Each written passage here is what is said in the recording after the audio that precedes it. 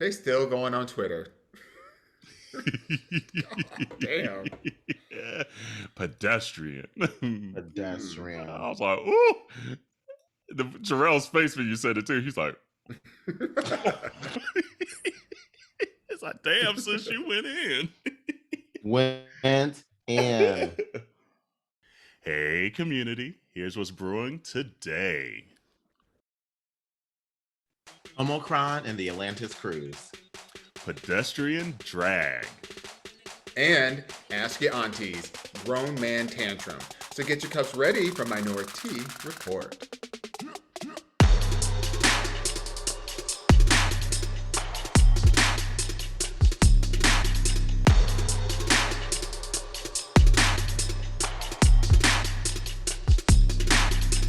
Hey, welcome to Minority Report. Thanks for joining us today, by the way. I'm Auntie Kerel. I'm Auntie Dawon. And I'm Auntie Jerrell. Hey, y'all. Gotta switch it up a little bit. You know, we're glad you found us, you know? Let us know where you found us. If this is your first episode, by the way, you know, leave us a review. Thank you. Subscribe, share with your friends and your family. But welcome. That's nice. First, I gotta say something real quick, because this just dawned on me. Like, I'm sandwiched in the middle of y'all, so you got your nice little opening, and then Jerrell comes in with this little, like, flourish on his name, and here I am. I'm Auntie Dawon. You can put your stank on it, girl. I'm gonna have to switch some things up, you know, for these episodes coming down the pike. Community, if you got some suggestions on things, ways that I can spice things up, so I'm not looking like 100% like the Michelle of the group. I mean, I don't mind riding the Michelle train, but you know what? I'm calling it now. Watch. We haven't decided this, but she gonna show up next week with the wig on. I already know it. She gonna show up. I was thinking the same thing. They ain't gonna leave me out. Right, she gonna come in. and you know it's gonna be the Bob one too, the one with the motion. You know, because she loved that. She loved that little flick. Oh man, so good. But everyone doing all right today? Everyone hanging in there? Yeah, making the most of it. Yeah, it's just. Yeah, I don't feel like it's 2022. I feel like some shit has carried over from last year that it's just like just one extension. And I agree. And I jinxed myself because last week I was like, I finally feel like I can celebrate 2022. 2022 said, hold up, ho. I know, right. That bitch said, I don't want your ass either, ho. Like, damn. And I don't know what it is about January, but it is the longest, shortest month I've ever experienced in my life. Because it's like, because how is it already week three, almost the last week of the month? But it feels like it's gone by so fast, but also it feels like every damn day is like 26 hours.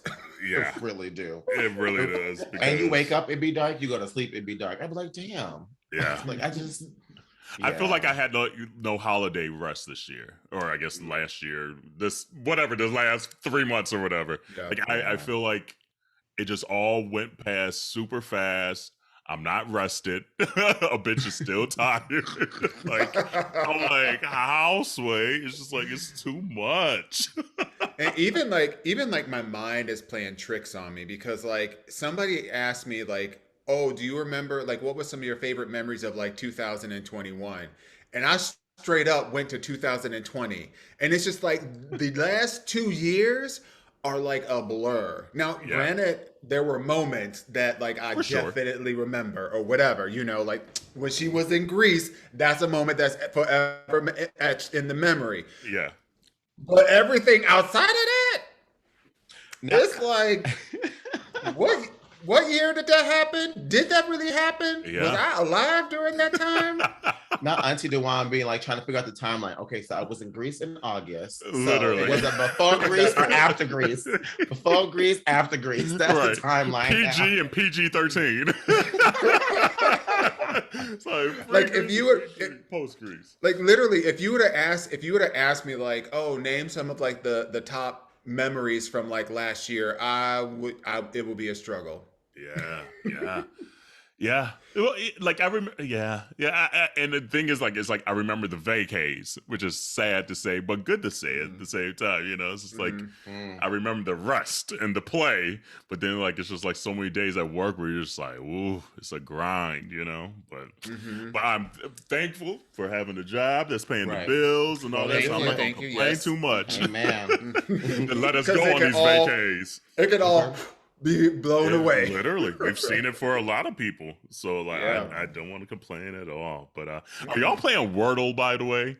Are y'all Look, you know what? So, I saw your post today. I was like, she finally got on it. I didn't even know of it until yesterday. Like, I saw two friends post, and then literally I get on my YouTube. This is how like all your life and your social and everything is connected. Literally get on YouTube, and one of the recommendations of the here's your top recommendations for today was talking about Wordle. I'm like, what the fuck is Wordle? And so I looked it up. And I was like, oh, I like word games. So literally, I'm hooked. Day 2, I got 2 day streaks. The one today, I rocked it. I got into 3. I was like, okay, now. Yeah. By the time this comes out, it's all right. So it was, what was the word today? Points. Yes. And I don't know, like I love the game. I love the game. I did it for a week and I was over it. I was over it. I had a good week and I was like, this is taking up time. And I'd be stressed though, girl. When you get to that 6th try, you're like, ooh. Well, I've only had 2. Gotten there. So just wait to it. Just wait till you get to that 6th try. I haven't even started at all. Dawon, you might like it though. Because it's words. You know you like words and all that. So I do. And she stayed playing Scrabble like all day, every day. See, I used to do Scrabble. Like me and my dad used to have some epic like Scrabble or whatever the app ones are. Well, it was Words with Friends, but then my dad has an Android, so that for the longest Words with Friends wasn't on Android. So there was some other app I forget now. And like we're both competitive with each other. I'm very similar to my dad in a lot of ways. And so it just breaks our heart when we lose to each other. I need to do that again. I haven't played with them in a while. I need to bring that back. See, I started back playing Scrabble. I had to like detox from it because I had like 20 games going with like 8 people, you know, so like multiple games or whatever. And I couldn't keep up with it. I was like, no, I'm sorry. I just ghosted. I didn't even like tell people. I didn't like, you know how you can message, in the app and be like, oh yeah, that was a good game, or sorry, all I had was ease or whatever. Right. And no, I just deleted the app. It's like Dawon, MIA. They keep on sending you requests. Look, and the killer part about it is when I rejoined, this was literally like within the last week, I saw some of the same like friends playing, and I'm like, ooh, I don't want to say anything that I'm on here, but then they're gonna see me that I'm on here. Yeah. But I ghosted on them on like 5 different games, so I felt so bad. But and Scrabble's one of those games, like if you don't play for a while, you gotta almost like, because there's a strategy almost to playing Scrabble. It's not just about your vocabulary. It's like you need to know when to play certain things. So if you don't play for a while, like you got just that rust stuff a bit, you get your ass whooped. You certainly do. You'll get scrambled. Period. Period. But yeah, it's crazy how just every once in a while there's always some kind of word game that takes over. You know, like.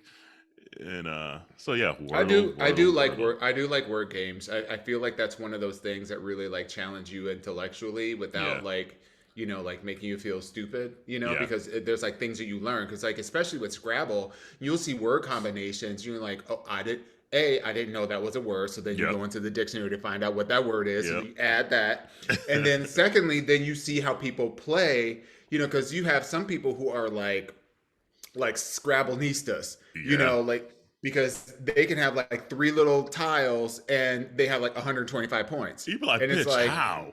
I need to learn how to do that. Yep. So, a community, let us know if you're playing Wordle. You know, send us your little screen grabs in our Facebook community group and all that, and we'll see who's got the little Wordles of the day and things like that. Can I just share that I got into a Twitter fight today? Ooh, whoa. And it's nonsense. It's just not really a Twitter fight because Auntie Chardonnay don't play that. She got better things to do, like playing Scrabble. Right. She got better things to do than to be up there like this. But Cornbread, who is on the current season of RuPaul's Drag Race, had posted a kind of like a stan post for Jujubee, who's on she's UK versus the world. Yeah, I think she's of Thai descent. At any rate, it was basically like, basically she was just saying, Jujubee had been on all of these things. It's time for this. Can we all agree that she deserves to win? And I said, in my humble opinion, a sensible 74. I said, in my humble opinion, the only thing that has held Jujubee back all these seasons is her drag, because when you're right, and so I know her I'm makeup. Right, but and the drag, it's very fishy, very woman-esque, very pedestrian. This is not RuPaul's Drag Race. No. I don't even watch it. I said, pedestrian. Right. Wait. Let me just clarify that I did not use these words. These are the words that came out of her mouth. So I'm just repurposing her own words, okay? But all I said was that's a real. The only thing. Dawon said like this. He said, pedestrian. Look, as she that's how you know she been back in Scrabble. Right. 8 letters. Pedestrian. 127 points, bitch.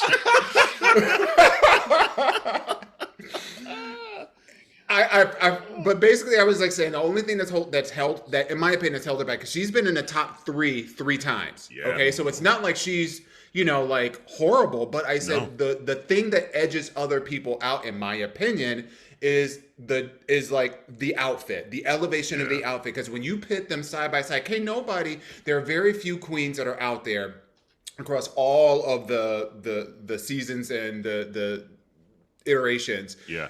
That can stand up to her wit, that can stand up to her likability, that can stand up to even her lip sync. Like she is a lip sync assassin. So like all of the things that it takes to kind of win, she has it. But what for me, and she's got this critique time and time again, it's her drag. She'll show up in a rhinestone bodysuit and a shake and go wig that she done teased out for a little bit with a little bit of lipstick, and then walking down a drag talking about, this is, eleganza extravaganza. Right. It's true. You know what? So they just did the promo for like UK drag versus the world. Mm-hmm. And I was I saw her outfit and I was like, that's it?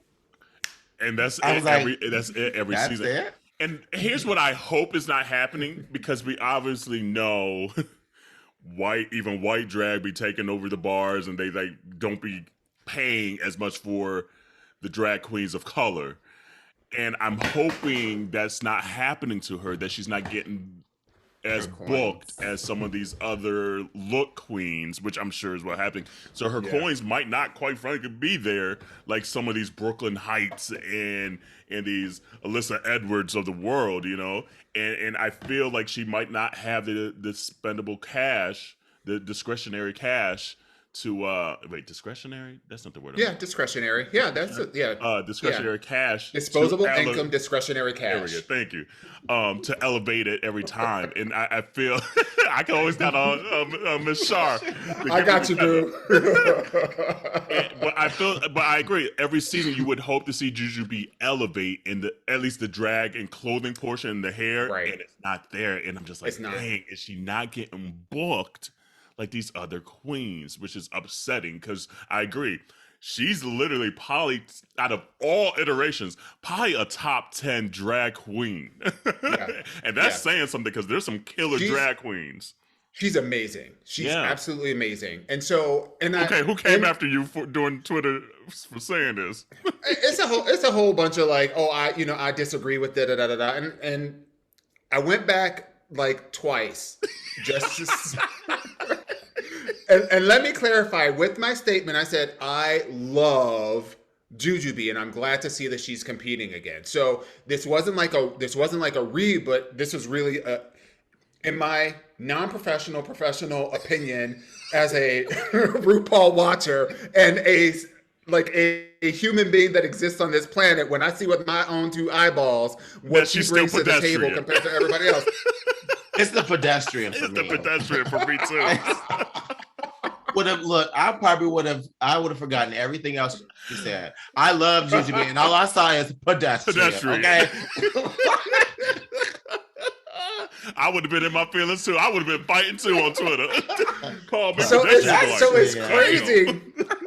So it's crazy because I knew just saying this that it's just like somebody that has a criticism for like Nicki Minaj, right? And you put that out on Twitter, right? The barbs will come after you, or Beyonce or whatever. Like, their fans will. This is the thing that I don't like is you can be a fan of somebody, but don't be so blinded by your fandom that you just can't have a truthful conversation. Right. Period. Yeah. You know what I mean? Like, I love me some Beyonce. I love me some Mariah Carey or whatever, but if the shit stink, the shit stink. Yeah. Period. Yeah. They ain't me. I'm not them. I'm not getting paid by any of these people for my stand-up goes as far as the coins that are coming in my discretionary fund. Okay. I know that's right. So this is just a lesson to all y'all that are out there that you stand for, these pop queens or whatever, and like you ride and die for them. That's a whole lot of wasted energy because if they ain't paying your bills, they ain't putting no coins in your bank, then Dawon said I went back. Dawon said I went back twice. I know that's right. The first person that kind of like commented or whatever, and the thing that is the reason it's coming up is because I'm barely active. I'm barely no. I'm barely. What I was gonna say is I'm barely active on Twitter. The only thing that I really like post about is 90 Day Fiance.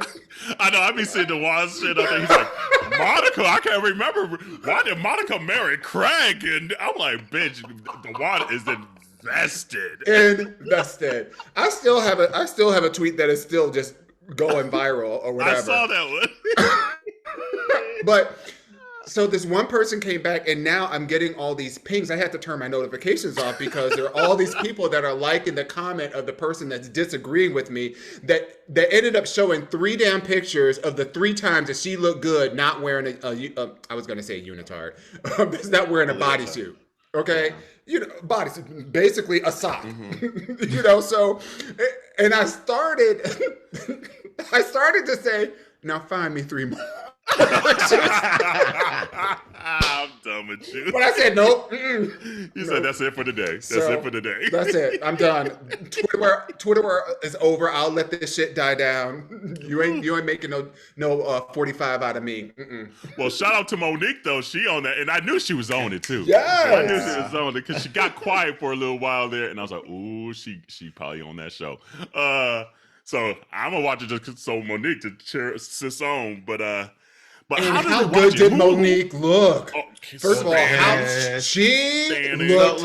And that shows you the elevation. She's a good example of the elevation over the time she's been on Drag Race. Yeah, she posted a photo of like her first time, and then when she was on All Stars, and now I was like, come on, bitch. Okay. And my sister's been working out too. And I was like, come on. She said she wanted to get that neck. Right, I said, bravo, girl. She got it. She got it. I was like, okay. I was like, come on, Monique. Okay.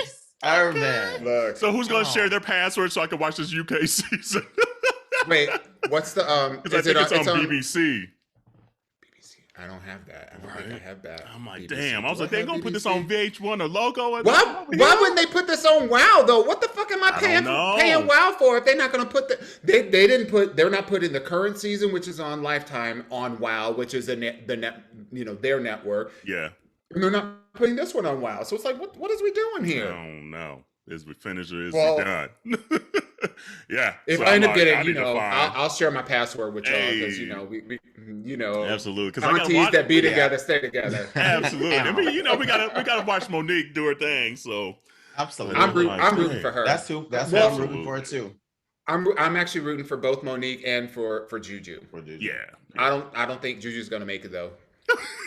Because she's pedestrian. That's what I gather from this whole episode. That's gonna be community. Pedestrian. We be working on these titles of these episodes, by the way. So come on, look at these titles every episode. But you damn well know by the end of this episode, pedestrian will be in this episode's title. Because she Latina and because she pedestrian. That's what I've learned in 2022. That part. Where's my cigarette at?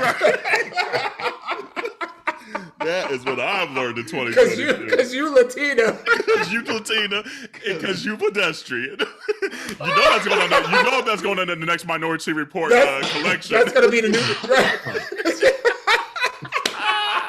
That is the spring collection right there. Look, we're gonna have Tammy Roman. We're gonna have Tammy Roman coming up here serving us a cease and desist like she did Evelyn Lozada. She's like, nah, motherfucking factor. Nope, cease and desist. Oh, and if you haven't bought the collection yet, minorityReport.com. Thank you. Yes. There's a lot of really good stuff out there, and especially as like for people that are going on vacation, there's like, like towels and tank tops and, makeup kit bags and totes and all kinds of good stuff. Yeah, I got that. Hold on. I got this right here too. There we go. Oh, look at that. That's out there. Come on. Yeah. We have the purple one. Hey, yes. I put all of my little pens and everything, my little knickknacks, so it's not cluttering up my desk. Come on. Help your aunties out. Take a little gander. And that might be the new commercial. Oh man. You see the gays are in an uproar right now about all the gays that are on the Atlantis cruise right now. The Miss Atlantis cruise. Girl. You know what? They were thick up in there. Some of them photos I seen, I was like... Ooh, and I've just seen some good ones on Twitter too, though. But guess what? Twitter is starting to get rid of people typing in hashtag Atlantis Cruise. They're deleting a lot of obviously the porn of it. But yeah, it's starting to trend on Twitter that people's posts are either getting deleted or the hashtag is getting taken off. I'm like, really? That's crazy. Interesting. Yeah. But what's the rationale behind that? I don't know. I don't know if it's the uproar of Homocron and just the aesthetic and the visual of it, because people have been also tweeting I would never, or here comes the Homocron now and things like that. I'm like, that's a good one, Homocron. But yeah, I don't know. But I'm like, at the end of the day, I get both sides of it still, but I mean, again, we've all been in situations where obviously I haven't been around 6,000 people, but like we say, it only takes one person. It only takes bringing one person over for your little holiday gathering, going out to dinner with Joe Schmo, doing whatever you're doing. Is it the best decision on earth? Probably not. However, Sway, you got to get on the boat. You got to be vaccinated at least. Yeah. And I'm sure a lot of them are boosted. You're getting tested to get on the damn boat. You're getting tested to get off the damn boat. I don't know what else you can do. The real guy is, if you're part of that scene, this ain't the first time you done been around a bunch of people to begin with. No. So most of them bitches already then had it. And they like what I said last year. They out here doing bald-headed whole shit. Yep. Some of them tweets I did see, they are bald down there. Look. I'm just saying. I'll send it to y'all. I saw some good ones. Okay, look, when I was scrolling away from when I was scrolling away from my Twitter feed, I saw a couple and I was like, I gotta turn this off. I got a podcast to do. Right, it's I got shit to do.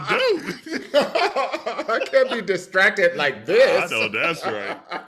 My shit. But first of all, I personally don't get the uproar.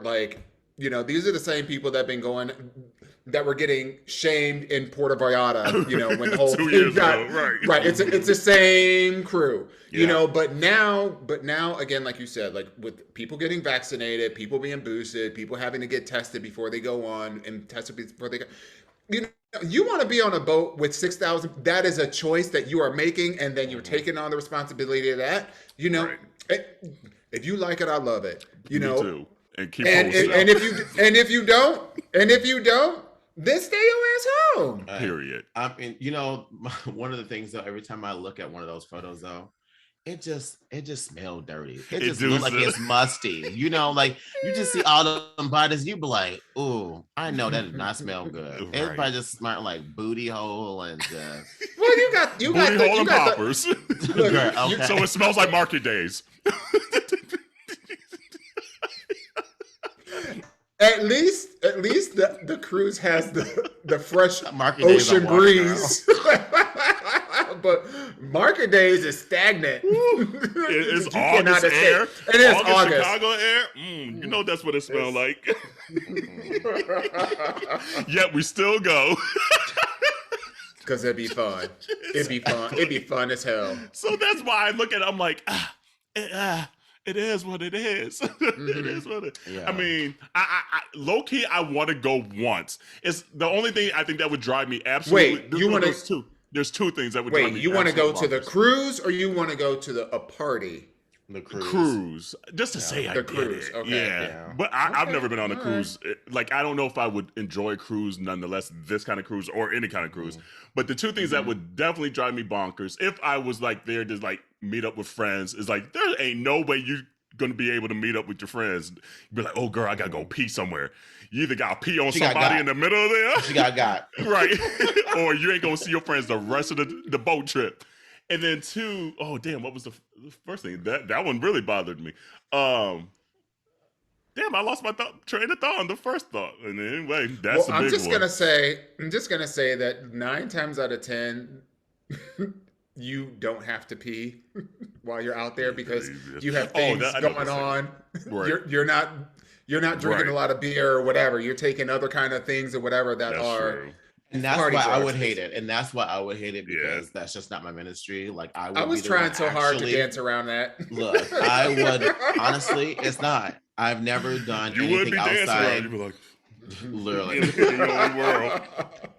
So I like because I'm with you, Kerel. I've wanted to like. I'm like, I just want to say I did it just one time. Yeah. But I know myself. I was like, I will never be on the same page as everybody there. Me either. I would never. So I don't And know that's the if train I of thought would I enjoy lost. it. It would be the music. I couldn't stand a week on the boat of that.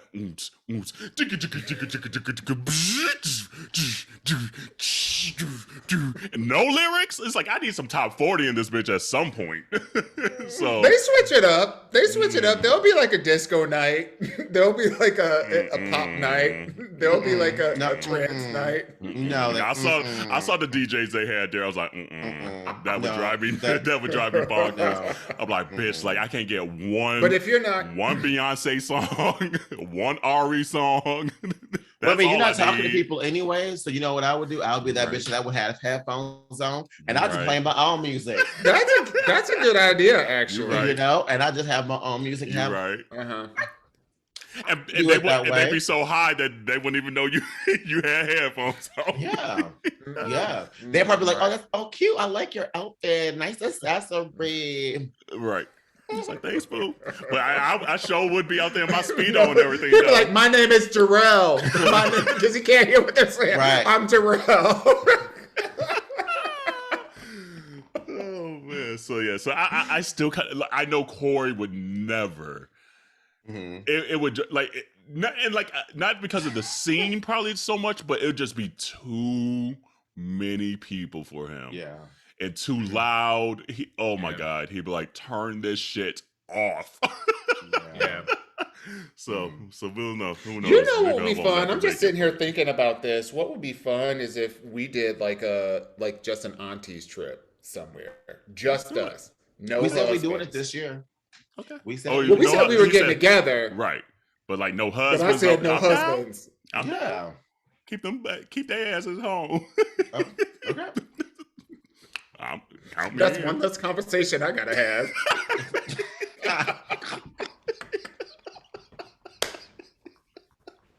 I know that's right. Are you sure you're okay with me doing this? Well, do you want to come along? Are you gonna be? Let me tell you, and I can hear Corey right now on my neighbor like let me start our group chat. Then. Right. That's literally what he would say. He's like, well, me, Fizz, and Adam going somewhere. Go for it. Yeah. Go for it. Bye. Y'all can go somewhere and be boring. It's like y'all grown. Right. Go on to Sedona. Right. It's like, bye. My feelings will not be hurt in the least. Not in the least. But it will be fun. Yeah. It will be fun. I'm down. Count me in, shit. Oh, man. And the NAACP Awards were just announced as well, the nominations for that. So, community, we say this every year.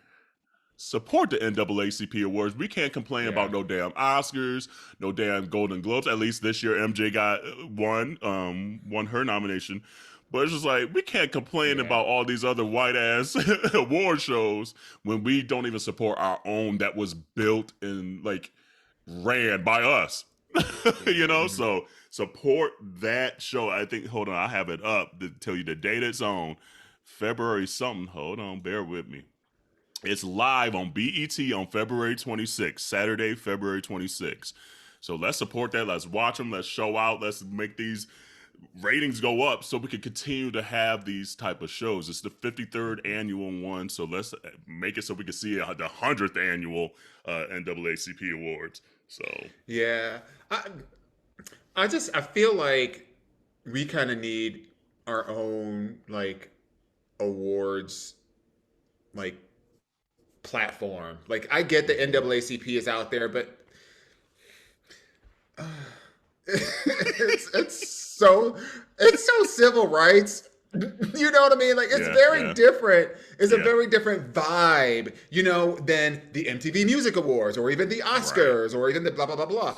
And we all know that those things are all problematic. I would just love to see like a bunch of, you know, like Afro-Latino, you know, Asian descendant individuals or groups that come together to create their own kind of like media awards that specifically for, you know, for people of color. I'm down for that, yeah. And I just think that would be so dope. And I think that, you know, it could garner a sense of prestige and you can set it up in such a way that you don't have to work. It's just like trying to like diversify Congress.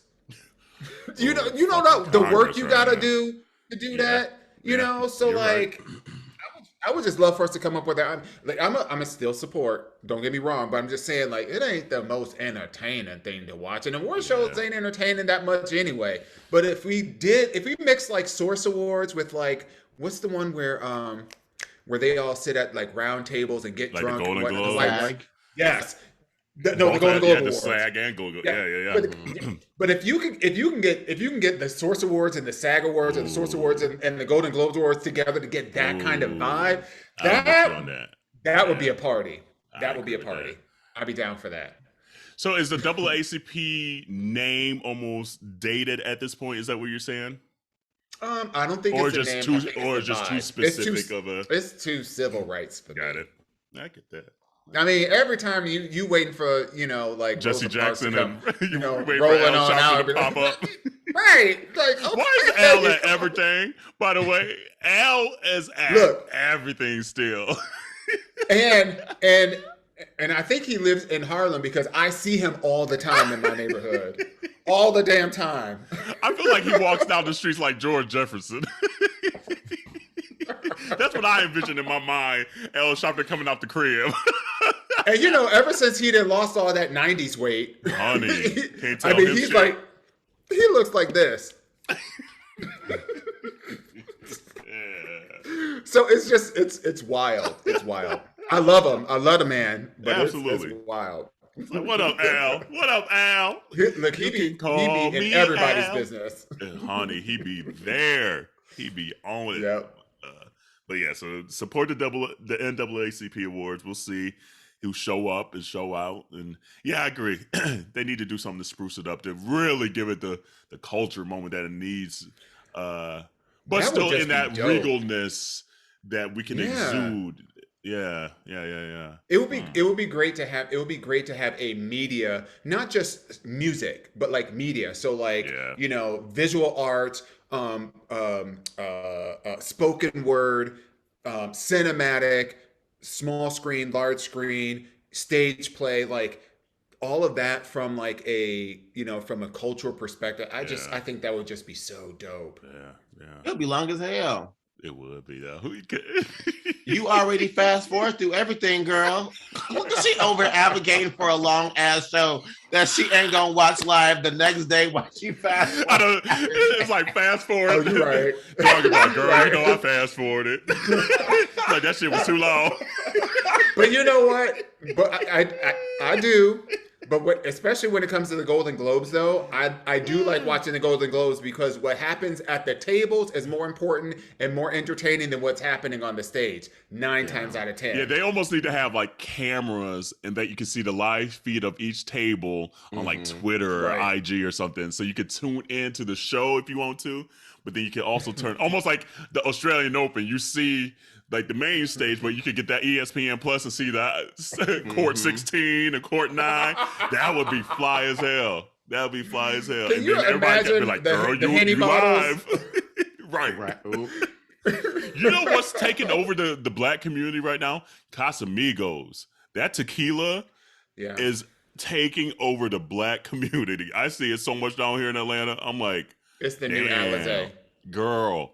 Seriously, I don't even know Casamigos knew they was gonna become the black tequila. But bitch, it's the black tequila now. They will take our coins like everybody else. Happily. And we'll happily give it to them, clearly. Okay. I mean, Casamigos is good, though. That's my tequila choice. If I drink tequila. Right. I was going to say, I was like, whoops, she said, I know, if I drink tequila. If I drink it, I'm going to do that one. Because, Because I'm not gonna spend as much as like a Patron because I don't enjoy it as much. But I'm like, at least Casamigos, I could sip it here and there. It's a decent price, and because it's just not my favorite liquor of choice, So I get that. Have y'all been watching the Australian Open? Novak is gone, by the way. Bye, girl. I love it. I saw that. Hey, I've been tuning in way more now that I know that he's not in it. And I've actually been watching way more men's now than really women's. And I honestly, I think it also with the Williams sisters not being in it too. Like I'm just not inclined. And all the sisters, the stress levels a little like lower. Madison Keys is the only person left in it of color. That's it. That's it. Her and Naomi. Yeah, and Naomi. But I mean, like I'm just like. That's a Wonder Bread shit tournament. So because Sloan got married and said, "I'm out this bitch." She said, "I'm out the first round." Girl, she really did. She came in to collect that first round. Honey, she said, "I got to pay for this one and somehow." Yeah. Sure, the fuck did. She's like, "I'm back." Deuces. But yeah, Naomi looked good though. She's hitting the shit out the ball right now. Yeah, let me see. That first round, bitch. She handled the fuck out of. I was like, damn. Ooh. And then even her second round, she bageled her in the first round. Yeah. But she was tearing the cover off that ball. Hitting the ball so fucking hard. I was like, is she back? Is sis back? Because if she back, watch out. And obviously we're recording this before she gets to like the third round and potentially the fourth round against we're assuming Ash Barty, so we don't know. So if we're talking about this and she lost, damn. But at least in the first 2 rounds right now, you're getting the shit out that ball. Like Naomi think it's up here. Absolutely. It's literally up here. And you can see her doubting herself because some of her shot selections, I'd be like, it's like, girl, why did you go to that? Yeah. Like, because I know you, like, we've seen you do the exact opposite for so long. Now you want to do something that you typically don't do? Yeah. If it ain't broke, don't fix it, girl. Period. I think she likes being, I don't know if it's the underdog, but not maybe the pressure of being number one. Yes, well, I mean, not given the fact that she's that. taken time out, given the fact that she's taken time out specifically for her mental health and making sure that, she's not giving herself into the pressures, that makes 100% sense to me. Yeah. She got digged down and she was finally able to let her shit go. That's what happened. That's what happened. Girl, that's what happened. Let that hair down. She's like, yes, he don't put out that album. She just needs to get that back blown out a couple times, and she's like, "Woo, okay." She's like, ooh, Australia, here I come. Good. You know, right? That's the real tea. Because you see her all booed up on her man on social media. Girl, she is happy and she is in love. Look, that is true. That is true. But it also shows you how good Serena Williams is to have that pressure for so long of being the best. Not everyone's built for it. And as good as Naomi is and is going to continue to be, I think Naomi's going to win. She's going to probably win double-digit majors. Oh, for sure. But it just shows you, again, the pressure that Serena has had for the last 2 decades of being it. And the injuries and the life craziness that she's even had Since on top 14. of that. Literally. And so it's just like, Serena's the GOAT because she had to bust down all these doors. Her and Venus had to bust down all these doors just to see some of these other players out come through, crashing through. And she did it with grace. Yeah, she had a couple little, moments. That's just being black. Yeah. It is what it is. You ain't gonna talk to me any kind of way. That's what can happen. We was like, oh, we understand that. Yeah. So it's just like, but they'll get 20. Was she at 22 majors, 23 majors? 22. I mean, come on now. So you see, and I'm sure she needed some mental breaks. And she took them when she needed to. She ain't been playing on nobody. Yeah. She ain't been playing on nobody. She's been playing, girl, like people the who best are of going every down generation. Right, literally the best of every generation. She's been through like 2-3 generations. From Monica Seles all the way up to today. Literally. So Chrissy Graf, like. So I love that. I love that tweet. I put it on the stories where someone tweeted is like, just imagine if they did this to the best tennis player in the world, what they would do to you. And someone tweeted, like, Serena's vaccinated. It's vaccinated. Yep, I love that. Period. I love that. I was like, thank you. Whoever, and it was a white dude that tweeted it too. I was like, thank you, white dude, because yup, she's vaccinated, ho. Now what? And I'm rooting extra hard for Rafa now because I want him to be have 21, Same and then he will have the most of all men. And then he'll go into the French, and even though he lost to Djokovic last year, I think he's gonna get that chip on his shoulder again. Like, bitch, you're gonna. Oh, absolutely. But here's the thing. But you know what? Novak's gonna have the same issue, though. I think with a lot of other tournaments, though, I agree, because they're gonna be requiring people to be vaccinated. I agree. Well, that's what they've been talking about. That's what they've been talking about this whole time. It's like it starts here, and for the rest of the whole tennis circuit, it's gonna be problematic. So, and here's the thing: what you make your own decision. I think it's a bad decision, but you're grown up. But you need to be a grown up and realize there's going to be repercussions of your decision. Absolutely. And so you don't try to do this pull this privilege shit. Yep. Don't try to be pulling on this. Oh, I'm the best male player. We don't fucking care. If the rule says you need to be vaccinated, you better go and get them double doses. And here's the funny thing about the choice: you want to argue all day about what's my choice to get the vaccine. It's also their choice to make these the rules. Period. Yeah. So don't say shit about your choice. So yeah, exactly. If you want to, if you think that you're the best, you can be the best, but you'll be sitting at home. Yeah. So you can be the best player and not playing from your couch. Huh. Right. Come on, we tennis. Period. Period. So I mean, and he's got to realize the time is clicking for him too. The time is ticking. Like your window. Look at Federer. You could have one injury away of being out another, and I'm not putting that on him, but it's just like you just don't know. So I mean, if this is your choice, deal with it. Deal with it. It is. This also just goes to show that you have to watch the kind of company that you keep around you, because he got a team of people that are just like bigging him up. You do that. You know what I mean? Like and there's not enough people in his ear to say, hey, think about what this is doing for you professionally. Think about what this means for other people around you and whatnot. Like, you got to have the right kind of people around you. If you're not making good decisions, he was going to get away with it. He really did. Because and then to challenge the whole government too, like the chat. I was like, do you not know how disrespectful you are right now? Like, nigga, you just can't take a no. Like, and he was around a journalist and a photographer knowing he had COVID and decided to take his mask off for a picture with them. and not let them know he was COVID positive. He knew he was COVID positive. That's a punk ass move. Like, that pisses me the fuck off. Like, it really does. And then you want to fly your ass to Australia thinking, oh, well, I had COVID, and I put all these other people in danger, but oh, well, I'm the number one player in the world. It pisses me the fuck off so bad. And isn't Australia the only country in the entire world that didn't have COVID for like 6 to 8 months because they locked their shit down? I think it was New Zealand. Yeah. It was New Zealand. Okay. Yeah, New Zealand. But still, Australia's been on it, though. right, they first cousins.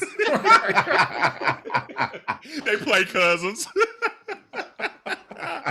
Yeah, so that's why it just annoyed the shit. I'm like, you purposely did that interview knowing you had COVID and you still thought you was gonna get away with all this shit.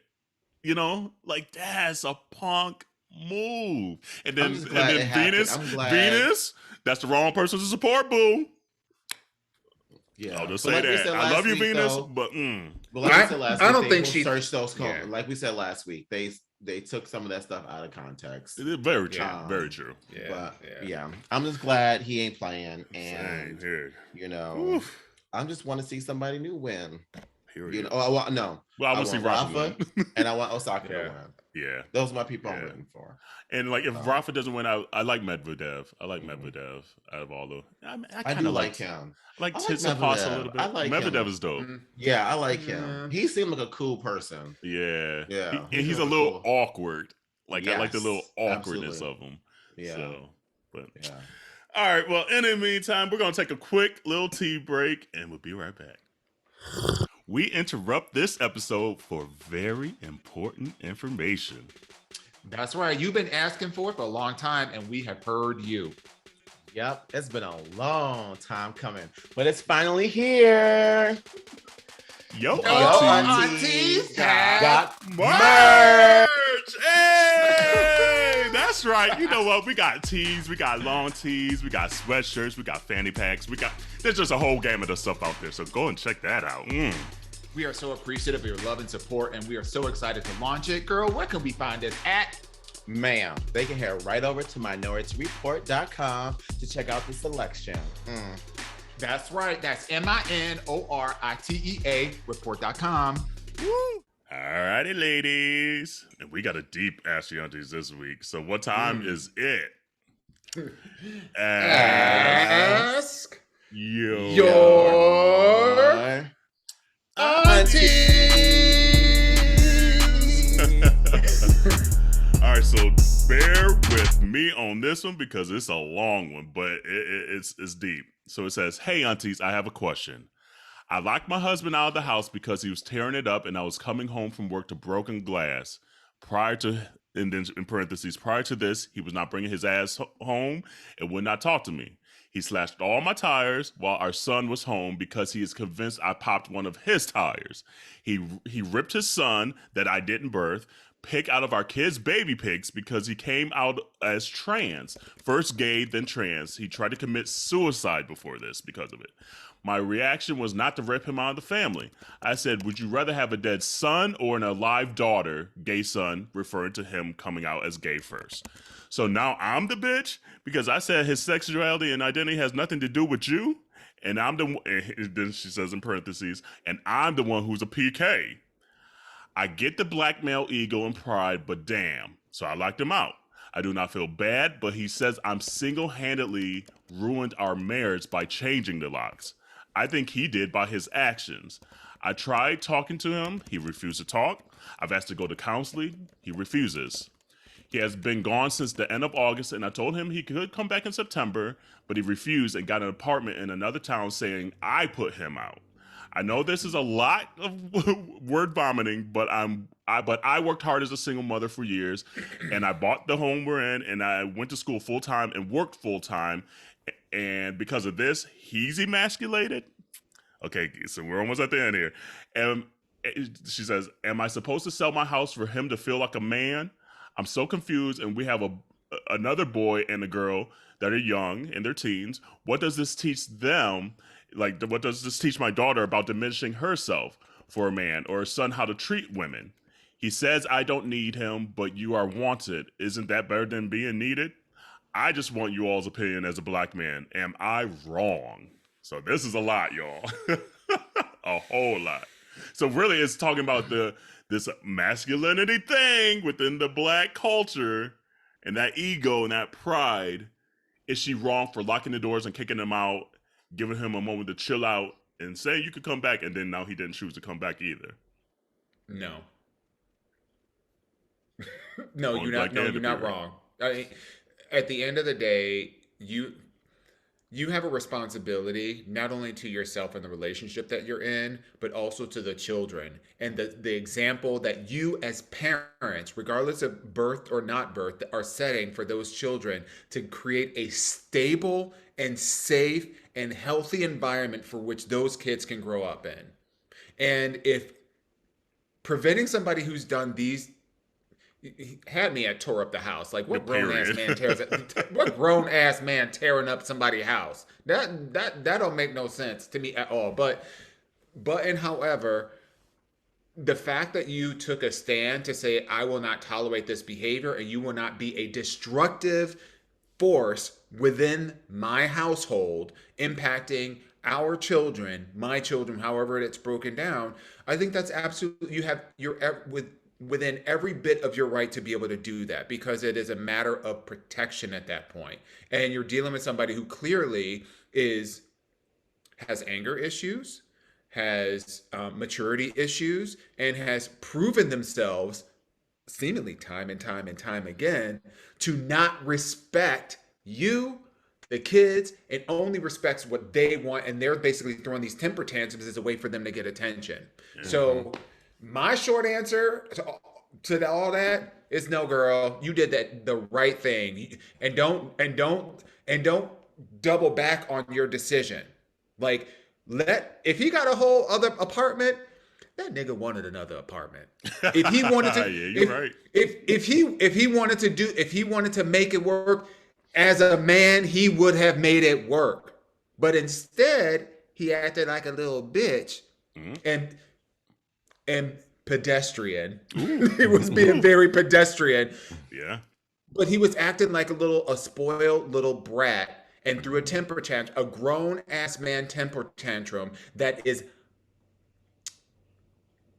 I don't want to say illegal in some regards, but I do want to say that it is incredibly destructive to the emotional well-being, the spiritual well-being of you and your children, and that is, and your I don't want to say unforgivable, and the marriage, but that is damn near close to unforgivable. So my opinion is, don't double back. He's got to do the work, and if he wants to be back in, don't sell your house, girl. No.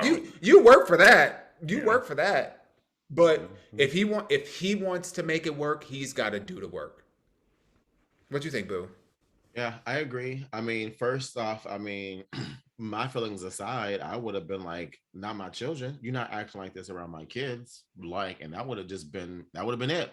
It would have been it. I wouldn't have been second guessing it, because, and you mentioned it in the question, about, what are you teaching your children by tolerating this? And the truth is, you're not teaching them the correct things about, 1, a healthy relationship, 2, communication, and 3, self-worth, by continuing to allow this to happen. Because if their own mama and daddy are doing this shit, then they're going to expect that this is what a relationship should look like.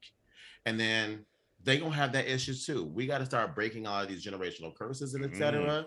By teaching our children that it stops now. This is just not it, So that alone would just be like, I'm done. I'm out, And I kind of think, if you're honest with yourself too, you probably know the answer, because if y'all married, that means you didn't seen this shit before. This ain't brand new behavior to you. So if it walks like a duck and it quacks like a duck, bitch, it's a motherfucking duck. Okay, Affleck. Okay, Affleck, bitch. But that's real. But I guess that's real, a goose, though. But anyway, close enough.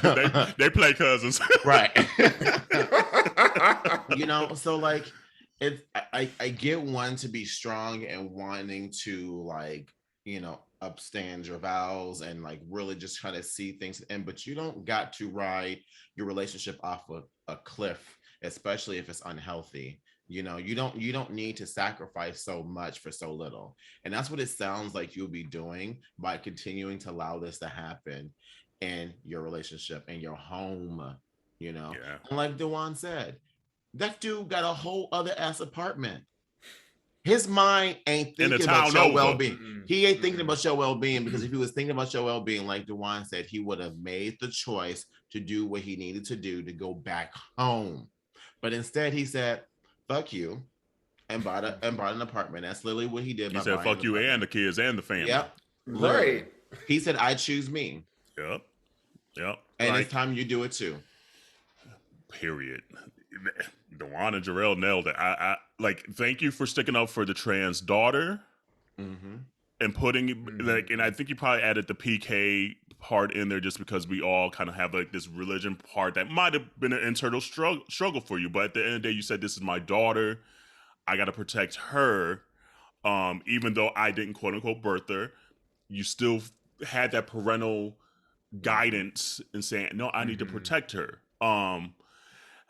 This whole thing is prevalent in the Black community, but it's just prevalent in just men, that when you don't get your way, like this whole just emasculating and masculinity thing, like I just don't get how it trumps doing the right thing, especially when it comes to like your marriage, your family, your kid, like that part.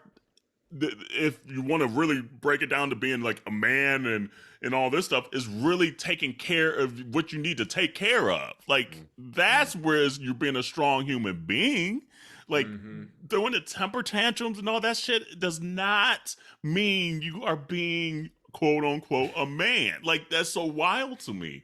And I agree with Jerrell. We need to break these generational curses now. We need to do the work now. And if not, it's just going to continue to be a habitual nature. So I'm glad you changed them locks. You said, you ain't getting this house today, Playboy. And let him go and get his own apartment. And I agree with Dawon. This is borderline criminal. And I get being married, trying to abstain to your vows and all this stuff. But there's a point where if it's danger to you and your kids, fuck them vows, because he is not holding up his end of the deal. Absolutely. Yeah. And so it sounds like you've done everything you could do, quite frankly, because you've asked him to go to counseling and things like that, to work on it, to better himself and to better the communication and the marriage and things like that. And there's only so long you could give a person. And if they're showing that they don't want to do it, you can't make them do it. But guess what? You could do what needs to be done for you and your family and get yourself out that situation, because I agree with Jerrell. This is a habitual thing. You saw this before. You saw this when you was dating. Like, this ain't the first time it came up. You just thought he would mellow over time. And maybe he mellowed here and there, but he's still having them temper tantrums that are popping in. So if he's not going to want to do the work, and it doesn't mean you're not going to have emotional maybe response to the breakup too, and the potential divorce and things like that, because you loved them. And so there's still going to be some emotional things that you're going to have to work out and continue to work on yourself when you're done with this situation, potentially. You know, that's my advice. Get out of it. Run, girl, run. but still put yourself through the therapy, because there's still going to be emotional collateral damage that comes from this, unfortunately. That you probably already have, really, that you're going to need to work through before you get into any new kind of relationship in the future. But hang in there. This is wild. This is wild. When this one came through, I was just like, ooh, we got to talk about this ASAP. Two thoughts come to mind. One thing that I've always heard that I try to live by, not always successful, but I try to live by, which is you teach people how to treat you. Sure. So when you think about the behavior that you accept or that you forgive, and then you allow to happen over and over and over again, what you're doing is you're teaching him how to treat you. Oh yeah, well, I can act a fool, but as long as I give her time to cool off, her, not him, her time to cool off of the shit that I did to you, and then come back, 2 to 3 days later or whatever, and take her out to dinner, or whatever, it's going to be okay and I'll be back in the house. Like, you teach people how to treat you. So, I say kudos to you for taking the first step, which is creating a boundary, a physical boundary by locking them out of the house. Cause I think that's phenomenal. I think the other thing is I would challenge you to think about, what does the future hold for you, and what does the future hold for you? Meaning, what's important for you? I get this notion of, like, I want to be a person of forgiveness and whatever, but forgiveness does not mean that you excuse the behavior. Right. Absolutely. So you can forgive a person for the things that they did, but if you enable them to do it again because you continue to fall into these patterns of, I'm forgiving them, but you really come what back you're doing in September. is excusing. Yeah. You're excusing. There's a difference between forgiveness and excusing behavior and not holding people accountable. So the fact that he's on his own, the fact that he chose to get his own apartment instead of like staying with a friend or staying with a relative or just getting out of town and coming back, staying in the hotel, to cool himself down or whatever. But this nigga got a whole new, this guy got a whole other apartment. Got a whole other apartment. Yeah. That speaks. This is not. He's trying to like teach you a lesson by getting an apartment like that. Come on, man. Fuck out of here. Who did? You go through all the damn paperwork and the background checks and the credit card check or the credit checks and all this stuff for a lesson for you? And now he's stuck with this whole thing. Let's just say hypothetically, you guys get back together. Now you got your rent and this other rent that you were responsible for 12 months. Period. Like, and I would have left after the slash of the tires. Tires are expensive, bitch. I'm like, not the tires. Yeah. And watch them people that are around you that are treating you like Djokovic people around him, trying to name that are also in broken ass relationships with people that don't respect them and their kids and doing fucked up shit with them, giving you advice, talking about, forgive him, y'all been through too much together. No. We didn't need to go through too much. No, actually, that part is right. Y'all been through too much together. Period. That part they got right. But the getting back together and whatnot, if it's, I challenge you to think about what this says, not only to you and your own self-worth, but I challenge you to think about what this says to your children. And it sounds like you know that answer. You're on, like they said, you're on that path. So let us know what happens. Like we feel for you. We are rooting for you. Absolutely. Yeah, absolutely. And you got this. I'm like, come on, you were a single mother for that long and put yourself through school, got a house. You got this. You got this. Yeah. I also feel like this is not, because I could feel the guilt in the way that this is written, like, I want to be a good wife. I want to be or a good partner. I want to whatever. And this is not a reflection of you. His behavior or their behavior is not a reflection of you and what you did not do in the relationship. That is a reflection of their choices. And that's a very important mental and emotional separation that you have to get your arms wrapped around in order for you to feel good about moving forward, or in order for you to get to a place where you can move forward. Because if you're still holding on to the fact that you could have done something when these are choices that he made. Yep. It may have been in reaction to something you did, but everybody is accountable for their own actions. So we want you safe, most importantly, you and your family. Stay safe, because clearly he doesn't have the capacity to stop and realize his actions. So this might even be brewing even more in his mind that like you let him in, and one more night he snap again, who knows what's gonna go, so please be safe, keep your family safe, and we're like Jerrell said, we're rooting for you, and thank you for being vulnerable, for sharing this too, by the way. Like, saw this one come through, I'm like, whoa, they really trust Yo AunTeas. I'm like, that's a heavy one. But this is so relatable for so many people, and whether it's and not necessarily the exact circumstances, but just being with the wrong person and allowing yourself to repeat the pattern. It's so relatable. So thank you for sharing that. And, let us know how things work out, but just know that you made the right decision. Yeah. Absolutely. You are not wrong. So continue to send your questions to aya@minorityareport.com or DM us. Obviously, we could keep a lot of your names safe and sound. Like, we will not be sharing names if you don't want the name shared, and because we appreciate the vulnerability. So, man, where did we go from that one? R.I.P. Andre Leon Talley. That's another, man. These deaths, I'm telling you, this is too much. This is a lot.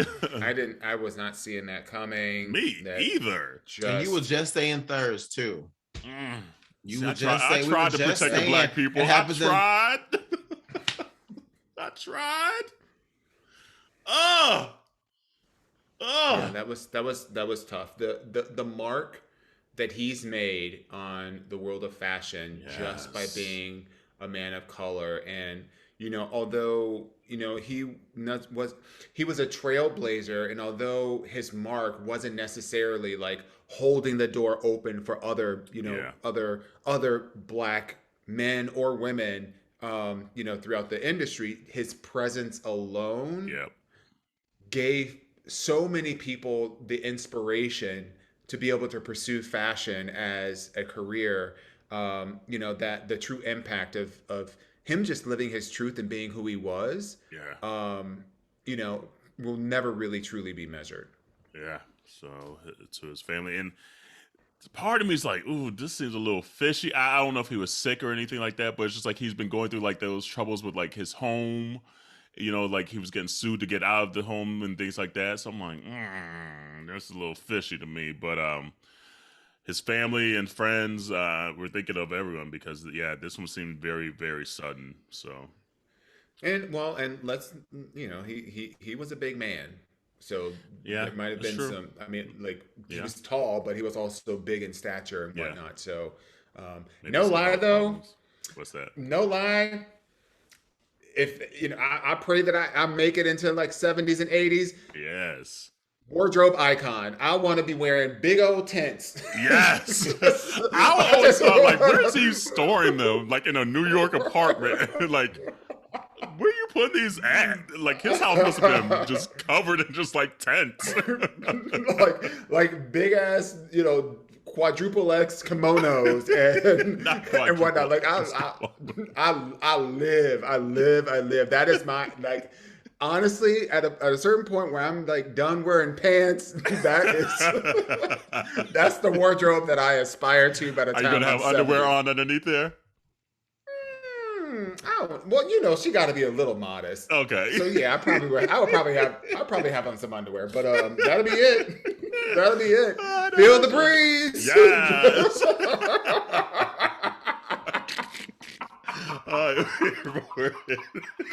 Could you imagine walking down New York streets and a big old breeze coming and just see him and Al Sharpton. Oh Lord, looking like a 1 and a 0. So I know we're getting late in the episode, but we got to talk quickly about Drag Race, the second season premiere of it, and our thoughts. And did you guys see it? Did you both catch it? Yep. Okay. I didn't forgot it. Ooh, I know. Oh, right? You didn't watch? I caught it. He caught it and forgot it. Oh, I agree with that statement, Jerrell. Like they definitely chose the right group to open the season because the second group isn't as strong as the first. Yeah. There's a couple in the second group, like, and I guess we can hop in. I like Azuria or whatever, the girl from Atlanta. Azuria, yeah. Azuria, she looked like from Avatar. Yes. She is such an Atlanta queen. Like, it's so stereotypical, like the pageantry of it and the elegance of it. But she's funny as hell too, though. Runaway look was. Ate it. It looked rich. She is definitely the Phaedra Parks of this season. Period. Mm-hmm. But she won everything in that episode. She won like mini challenge and the runway. Yeah. I'm like, oh, okay then, go ahead, girl, eat them up. So So she's gonna be in the competition. Like it's gonna be so for me so far it's her, Cornbread, and maybe Willow. For sure gonna be in at least the latter part of the season. Was there anyone else in the second group that y'all cared about? I mean, not really. I kind of look like you know what? Notes. Georges looked good. Yes, Georges did. Georges too. Yeah, and you know, although her talent was a lip sync, that bitch is a performer though. She performed. Period. Like out of all the girls that lip synced as a talent, because she was all 95 of them. I'm like, how y'all do a lip sync as your talent? Girl. Yeah. I mean, but some people ain't got talent. That's your job. That's not your talent. But you know, like, I just thought she lip synced phenomenally, and watch out for her because she's a little. I can see her being a little lip sync assassin.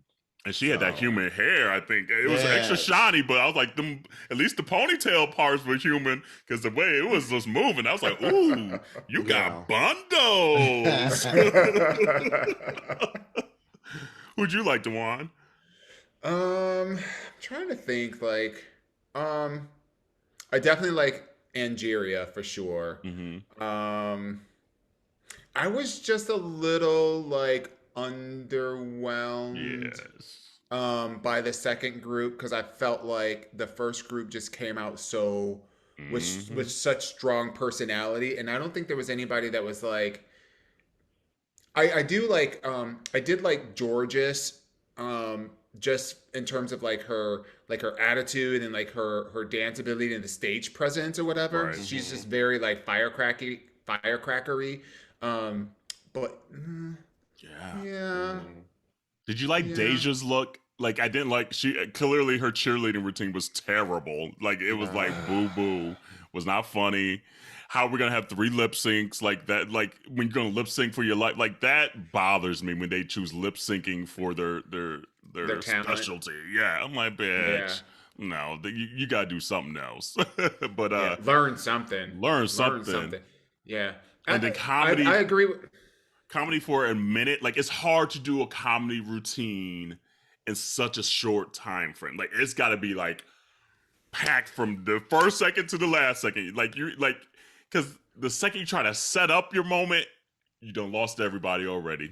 Yeah, it's got to be fully conceptualized. I feel. It's got to be fully conceptualized. I'm trying to think. Who was there the girl that had like the that she did the ballet routine? Was that this week or was that last week? Yeah, that was this week. That was this week. Lady Camden. So, okay, so I was interested to see her perform, but it was just so interesting when she did her consultation with Rue, and she was like, "Oh yeah, I'm gonna. You're a ballet." Rue was like, "Oh, you're a ballet dancer," and she goes, "Oh yeah, I'm gonna do that as my thing." She goes, "Well, no," but she told her first, "I don't like ballet. It's usually boring." And it was. And it was. It was. I mean, you know, she made it through, but it was just like, like. At least when Brooklyn Heights did like, because she was a classically trained ballet dancer, when she did ballet, she used ballet she didn't use it against classical music, which I think those two combinations cancel each other out to a snooze fest. Yep. You know, whereas, you know, if she would have did something that was a little bit more elevated in terms of the song, you know, and even what she was doing, like, pas de bourrée, pirouette, like pirouette. I know I made that up. I mean, and she did it in heels, so I'm like, okay, good job there. But I mean, have you seen them Miami bitches that be doing backflips off of the ceiling? Come on now, you out here last summer. You know, like, and you gonna get on this stage and all you doing is twirl around on heels. Yeah, I mean, we saw that in church on Sundays, girl. Come on, you gotta do better than that. the number of shouts I've seen in heels, no, you gotta do better than that. You gotta do better than that. I felt like because I said this last week, the judging, I really liked the judging was really harsh. I don't feel like we got that same energy this time around. Because they were all bored. They didn't know what to say. They was like,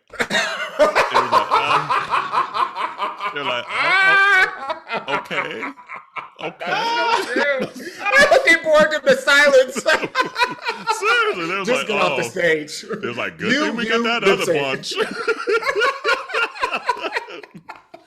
Because like even like we got to see the straight one, the straight one, Maddie which I like the name. I like the play of the name, and I kind of actually like that she came out as like Guy Fieri. I'm like, okay, that's funny. Yeah. And she kind of it was cool with the little Marie Antoinette like head down. So I was like, okay, that's unique. Mm-hmm. But then she had like flats on. I was like, you gonna come out in flats? Like they look like Old Navy flats.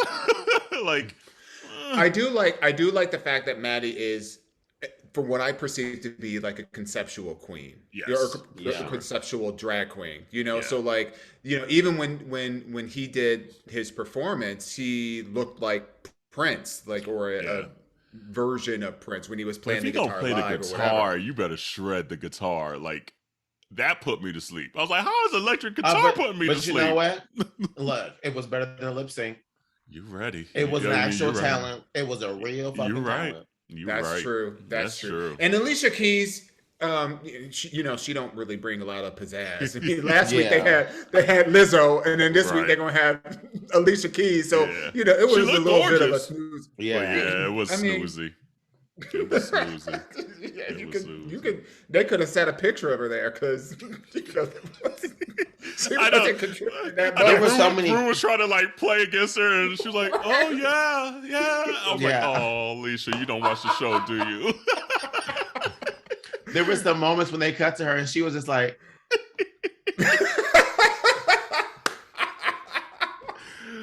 It's so true. It's so true. I was like, oh yeah, she. Oh yeah. I did like Angeria's song though. I did like Angeria's song. It was catchy. Check. Yeah. Check. Yeah, I agree. Yeah. But the rest of I was like, ooh, I'm so glad they had that first one because if not, I would be like, this season struggling. Yeah. So we'll see. We'll see what happens. And that's why they saved the straight for the second part. You exactly. Yeah. But it was funny. Rue outed the straight. She's like, look. Well, we hear you're the straight one. And the queens were and then everybody's like. I was like, that's the first time I think I've ever heard a straight person get outed. I clocked it as soon as he walked into the workroom. I was like, that's her. That's him now. And I knew, and I was like, because I saw his and I thought Guy Fieri as well. So as soon as they cut to it, I was like, yep, knew it. Because ain't no gay man gonna be thinking about no damn Guy Fieri. No. Yeah. So I was like, bless her heart. So we'll see what the rest of the season brings. Obviously, there's some clear front runners, and there's some people that needed to go home. And I felt the right one went home this week. Ooh, excuse me. Mm-hmm.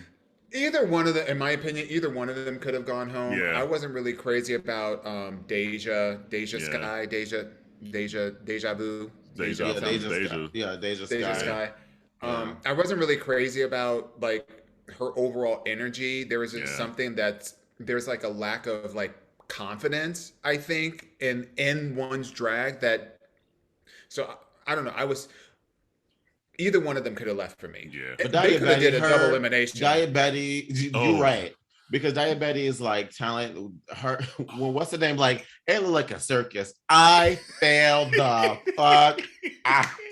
I was like, that's it. Oh my god, that is it. He was like, I think that's what she was going for. I think. Right.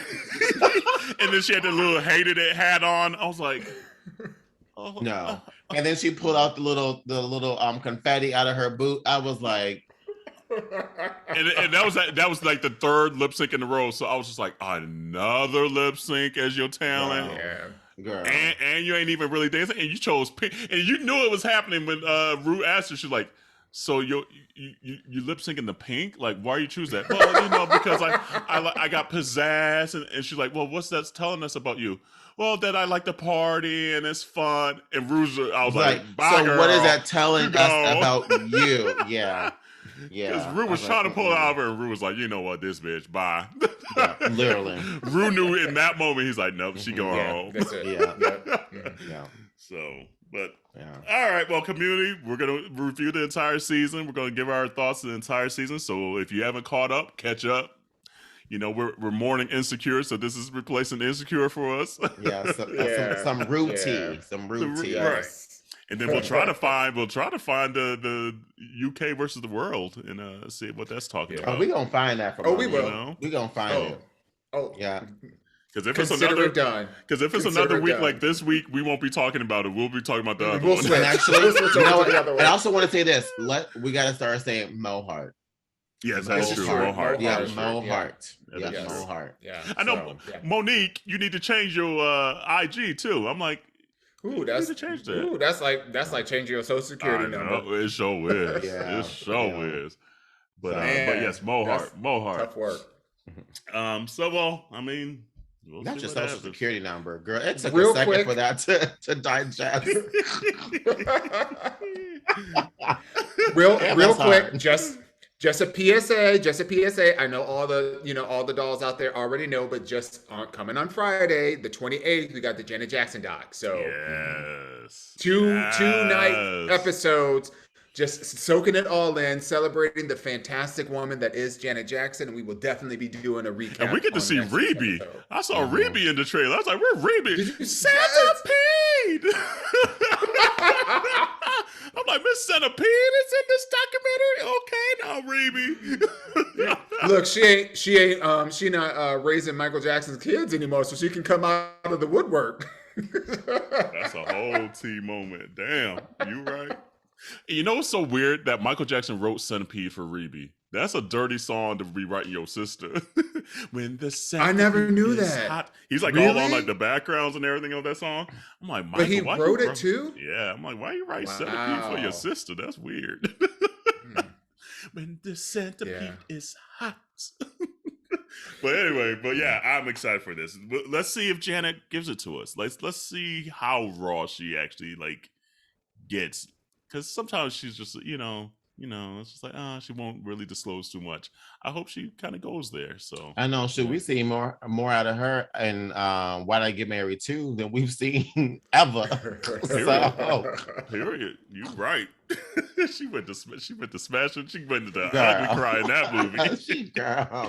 And not for Netflix to have that as a thumbnail on Netflix. Is it of really? Her a mess? Yeah. Oh, don't do Janet that way. Oh, yes, damn. it is. She went there. See, that is going to be the event. That's I'm all gonna get my people are going to be talking ready. about. Yes. Okay, and I hope she drop an album after it. Like, just be like, boom, and the album amazing. out. That would be amazing. And then she does like a tour or announces a residency or somewhere. Bitch. I know, because I didn't get to see the residency. That's her auntie's trip right there. If she does a residency, absolutely. Yep. We're like, bitch, we back in Vegas. I wish they start doing residencies in New York, just selfishly. Like, why it always got to be Vegas? There's plenty of space here. Plenty of space to be able to have, some entertainment. Yeah. Especially now, like, get one of those little Broadway theaters if, like, they can't perform, like, that, like, are threatened of being shut down and things like that. Like, that would be dope. Do a residency. Yeah, that would be cool. There's so many areas that they can do that. Well, I'm just wishful thinking, but I'm so excited for this coming Friday. I know that's right. So, community, hang in there, be safe. If you're on the Atlantis cruise, send us some pictures. Yes, no, send video. Ooh, yeah, because I'm gonna send y'all those videos that I seen right after this, because there's some good ones. And continue to wash your hands, your legs, and your ass, and we will see you next week. Bye y'all.